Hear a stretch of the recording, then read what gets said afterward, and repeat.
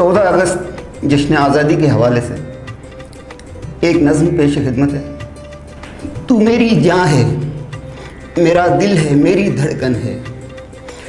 तू मेरी जान है, मेरा दिल है, मेरी धड़कन है। ए मेरे प्यारे वतन, तू ही मेरा तन मन है।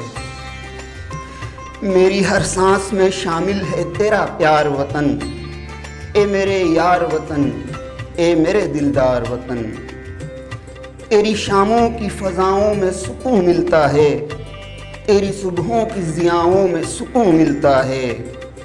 मेरी पहचान तेरे दम से है दुनिया भर में, शान और आन तेरे दम से है दुनिया भर में। तेरे दरिया, तेरे सहरा, तेरे कोहसार व चमन, हर कलमकार के खामे कहें मौजू सुखन।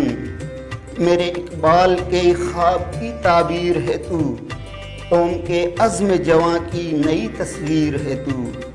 तेरी तामीर और तरक्की में है मसरूफ़ मुदाम, सिंधी पंजाबी बलोची हो के ख़ानान तमाम।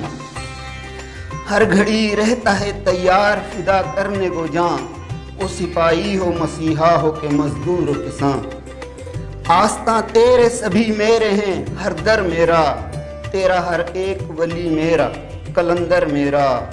इत्तेहाद और यकीन का जो है साया हम पर, कर सके बाल बीबी का ना उदू का लश्कर। कोई कब तक किसे मालूम यहाँ जिंदा रहे, ता क़यामत तू मगर जिंदा हो पाइंदा रहे।